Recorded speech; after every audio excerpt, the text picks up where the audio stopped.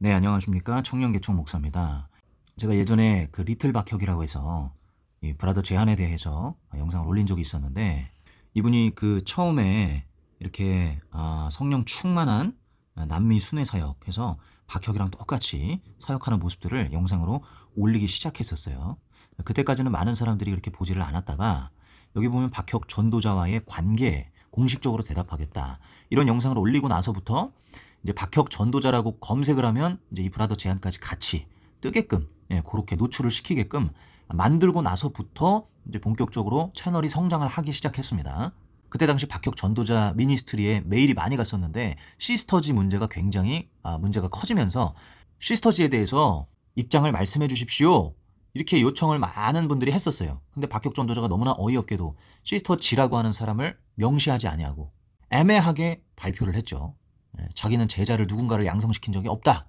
그러고 나서 며칠 뒤에 이 브라더 제한이 박혁 전도자와의 관계, 이러면서 공식적으로 저는 박혁 전도자와 아무런 관련성이 없습니다. 제가 좀 어이가 없었는데, 그러니까 시스터지 문제가 불거져서, 사회적으로 불거져서 박혁 전도자 미니스트리가 결국에는 공지를 했고, 근데 갑자기 브라더 제한이 박혁 전도자와의 관계가 아무런 관계가 없다, 공식적으로 대답하겠습니다, 이러고서 그때 올린 거예요. 참 이게 교묘하죠. 그러니까 덕분에 브라더 제한 채널이 계속해서 노출이 되는 상황이 됐죠. 그러니까 박혁 채널과 같이 성장하는 격이 된 것입니다. 저는 의도한 것이라고 분명히 생각하고요. 어쨌든 그 이후에 이제 기도하는 방법, 뭐 소수의 뭐 기도 응답받는 비밀, 뭐 하나님 음성 구체적으로 듣는 방법, 이러면서 설교를 5편을 올렸어요. 여기 앞부분에 기도에 대한 설교는 사실 저희가 이제 한국교회에서 많은 목사님들에게서 들을 수 있는 평이한 설교입니다. 자, 그런데 여기 5편, 가장 최근에 올린 영적 분별, 당신이 반드시 알아야 할 것, 이 설교가 문제가 되는 거예요. 자, 어떻게 설교했는지 한번 보겠습니다. 자, 여기 보면, 자, 침묵을 해야 된다, 침묵이라는 주제로 먼저 메시지를 던졌어요. 자, 많은 분들이 성령 사역이라고 말을 하면서 너무나 쉽게 이런 사역을 판단합니다. 용서받지 못하는 죄를 범할 수 있다라고 얘기하면서 성령 모욕죄, 성령 회방죄를 짓는 것이다. 그러니까 침묵이 중요하다. 함부로 성령 사역에 대해서 이렇다 저렇다 판단하면 안 된다. 자, 자기들의 생각을 말한다는 것이죠. 뭐라고 사람들이 얘기하냐? 예수님의 이름으로 사탄 쫓았고 영광을 돌린다고 말은 했지만 뭔가 100% 주님께 영광 돌리는 것 같지 않아. 100% 돌리는 게 아니니까 저거는 마귀 역사야, 하나님이 하시는 게 아니야, 뭐 이런 식으로 얘기를 한다는 거예요. 근데 이게 바로 성령 회방죄에 해당된다. 그리고 이것은 바리새인들이 했던 것과 똑같은 것이다. 자, 이 모든 것을 마귀가 한 짓이야라고 한다면, 다른 죄는 용서받을 수 있지만 성령을 모독하는 죄는 용서받을 수 없다고 말씀하십니다. 그러니까 굉장히 지금 심각하게 용서받을 수 없는 죄를 짓지 말라고, 침묵하라고, 자기들이 하는 이런 귀신을 빼내고 뭐 전기가 찌릿찌릿하고 뭐 금가루가 금기름이 나오고 하는 이런 사역들에 대해서 함부로 판단하지 마라, 굉장히 강력하게 경고를 하고 있는 거죠. 그러면서 자, 문제가 되는 부분이 바로 이 부분입니다. 자, 성경 또 다른 구절에서 이 부분을 강조하고 있습니다. 히브리서 10장 28절에서 29절을 인용합니다. 이 청년이. 자, 모세의 법을 폐한 자도 두세 증인으로 말미암아 불쌍히 여김을 받지 못하고 죽었거든. 하물며 하나님의 아들을 짓밟고 자기를 거룩하게 한 언약의 피를 부정한 것으로 여기고 은혜의 성령을 욕되게 하는 자가 당연히 받을 형벌은 얼마나 더 무겁겠느냐, 너희는 생각하라. 자, 포인트가 지금 계속 어디에 가 있냐면 받을 형벌이 얼마나 크겠냐, 용서받을 수 없는 죄를 짓고 있는 것이다. 굉장히 무서운 경고를 하고 있는 거죠. 자, 무엇에 대한 경고를 지금 이 브라더 제한이라는 청년이 하고 있는 겁니까? 자기들이 하는 금가루나 뭐 귀신 쫓고 사람들 쓰러뜨리고 이런 사역들을 판단하는 것에 대해서 무섭게 경고하는 거예요. 자, 그런데 이 사람이 뭐가 문제가 되는지 한번 봅시다. 자, 지금 이 히브리서 10장 28절 29절 노란색 체크를 제가 해놨는데 지금 이 말씀을 인용을 한 거예요. 자, 여기 앞에를 한번 보셔야 돼요. 이게 맥락으로 이해를 해야 되는데 이 맥락을 떠나서 저 구절만 딱 떼와가지고 지금 성령사역 판단하는 사람들을 더 정죄를 하는 것입니다. 그런데 의미가 과연 저 의미가 맞는지 한번 보자는 거죠. 자, 19절 한번 보겠습니다. 형제들아, 우리가 예수의 피를 힘입어 성소에 들어갈 담력을 얻었다. 그 길은 우리를 위하여 휘장 가운데로 열어놓으신 새로운 살 길이요 휘장은 그의 육체니라. 자, 지금 주제가 뭐냐면 예수 그리스도께서 우리를 위하여 속죄의 제사를 드리심으로써 우리의 대제사장이 되어주셨으므로 우리는 하나님께 나아갈 담력을 얻었다. 즉 예수 그리스도의 보혈이, 희생의 공로가 하나님과의 관계를 회복했다. 즉 십자가 복음에 대해서 이 히브리서 10장은 말하고 있다는 거예요.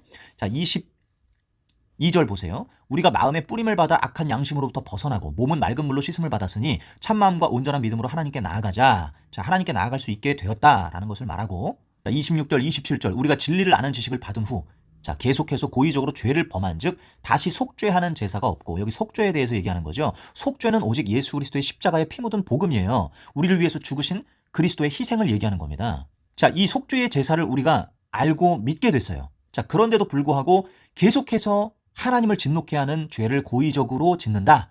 그렇게 되면 27절 오직 무서운 마음으로 심판을 기다리는 것과 대적하는 자를 태울 맹렬한 불만 있으리라. 자, 무시무시한 심판이 기다리고 있다는 것입니다. 즉 십자가의 복음을 믿음으로 받아놓고는 또 하나님을 진노케 하고 또 계속해서 죄 가운데 거하는 삶을 살면 그때는 더 이상 구제할 방법이 없다. 이게 지금 히브리서 10장의 주제인 겁니다. 그러면서 28절, 29절이 나오는 건데, 자, 모세의 법을 폐한 자도 두세 증인으로 말미암아 불쌍히 여김을 받지 못하고 죽었거든. 이거는 뭐냐? 구약의 모세의 법을 어긴 사람도 큰 형벌을 받았는데 하물며 이 하나님의 아들을 짓밟고, 이건 뭐냐? 십자가의 복음, 예수님의 그 속죄의 희생을 믿음으로 받았음에도 불구하고 계속해서 죄 짓는 사람들이 바로 하나님의 아들을 짓밟는 사람들이다. 자기를 거룩하게 한 언약의 피를 부정한 것으로 여기고, 그러니까 무시하고 산다는 거죠. 예수의 피를 무시하고 또 죄를 짓고 사는 사람들이죠. 자, 이런 사람들이 바로 은혜의 성령을 욕되게 하는 자들이라는 거거든요. 자, 이런 사람들이 받을 형벌이 얼마나 더 무겁겠느냐. 너희는 생각하라. 이런 말씀이에요. 자, 다시 말하면 이 히브리서 10장 28, 29절의 말씀은 브라더 제한이 말하는 것과 같이 성령 사역을 판단하는 자들에 대해서 경고하는 말씀이 아니라 예수 그리스도의 십자가의 복음을 받은 자들이 여전히 순종하는 삶을 살지 아니하고 불순종의 삶을 살아갈 때에 받을 형벌이 무섭다, 무겁다, 이 얘기를 하고 있다는 겁니다. 자, 그런데 왜 브라더 제한은 이 십자가 복음에 대한 말씀을 자기의 성령 사역, 박혁이나 시스터즈나 이런 기름 부음 사역자들에 대한 판단에 대해서 이 말씀을 적용하고 있냐는 거예요. 완전히 여러분 성경을 주먹구구식으로 자기 멋대로 해석하고 끼워 넣은 것입니다. 자, 둘 중 하나예요. 제가 아무리 생각해도 이 사람이 여기다가 이 히브리서 10장 말씀을 인용한 그 이유가 둘 중 하나밖에 없다. 첫 번째, 이 브라더 제한이 멍청하다. 이거 앞뒤 맥락을 보면요, 전혀 이 성령 사역에 대한 말씀이 아닌 것을 분명히 안단 말이에요. 어린 아이들도 아마 알 거예요, 이거. 성인이면 웬만하면 다 확인할 수 있는 부분인데 이거를 본인의 성령 사역을 변호하는 구절로 썼다라는 건 첫 번째 멍청하거나, 두 번째 일부러 그랬다. 자, 저는요 멍청해서 그런 거라고 절대 생각하지 않습니다. 두 번째 일부러 그랬다가 맞는 거예요.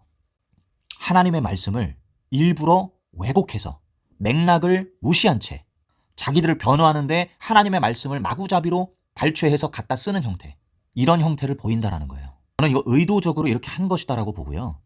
그 수만 명이 보고 영향받는 이 무대에서 십자가 복음에 대한 말씀을 의도적으로 자기들의 성령 사역으로, 기름 부음 사역으로 대체시킴으로써 이 말씀들을 인용하고 사용하고 있다는 것은 이건 굉장히 심각한 왜곡이고 아주 악한 의도고 수많은 영혼들을 잘못된 길로 인도하는, 이건 이단 사이비적인 행태와 똑같은 것입니다.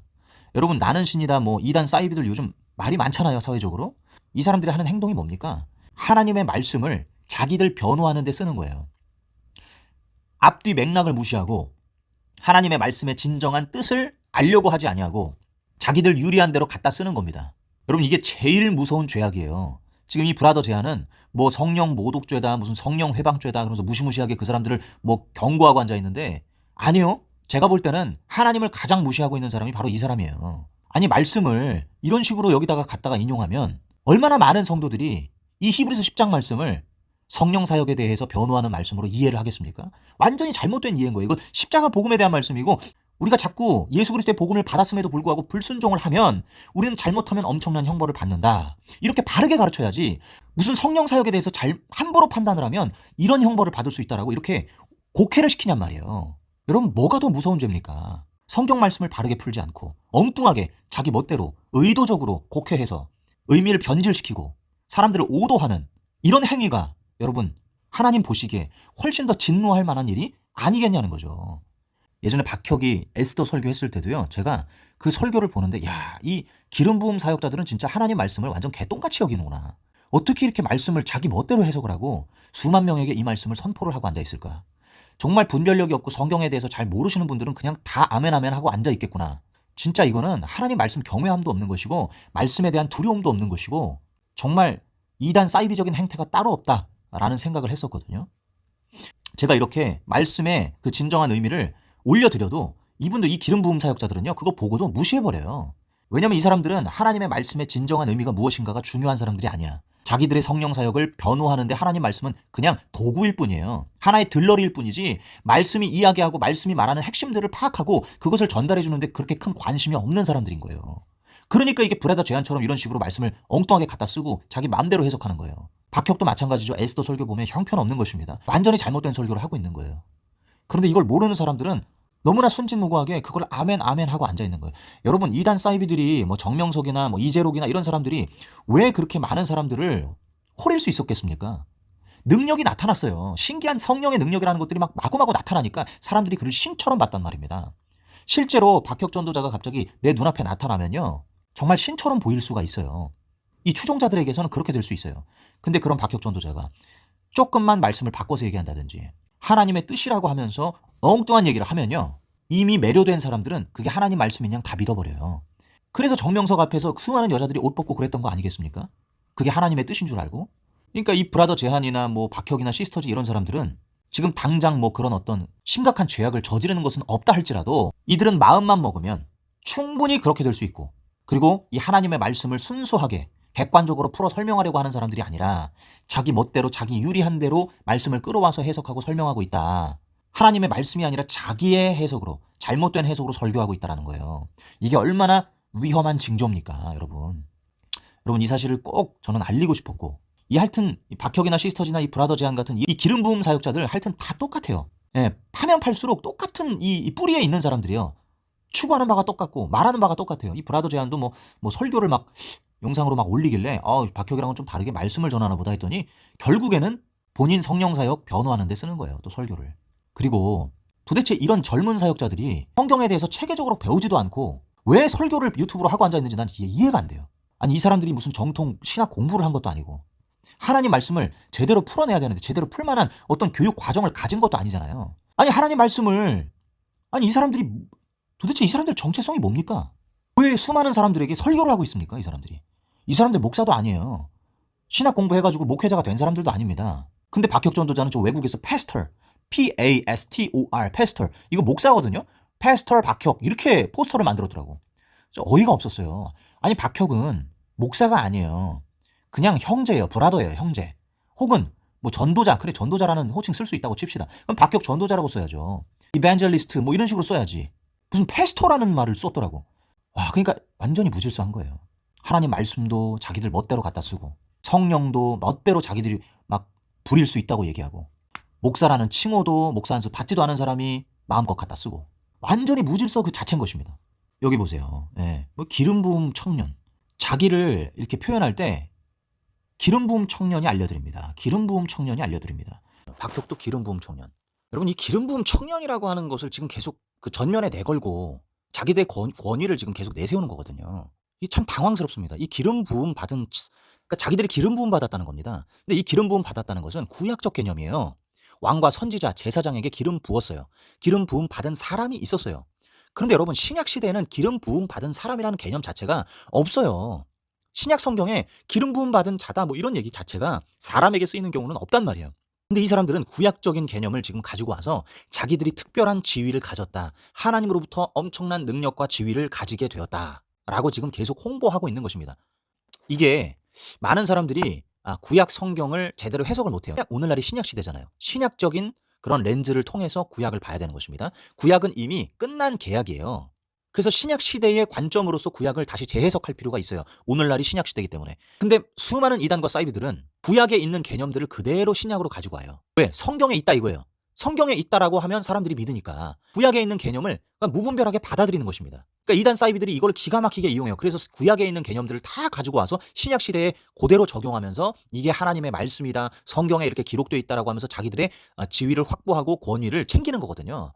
완전히 잘못된 거죠. 구약 시대의 개념을 가지고 와서 자기들의 권위를 높이고 마치 하나님이 오늘날 이 시대에도 기름 붓는 사람들이 있다라는 식으로 가르치고 있는 것입니다.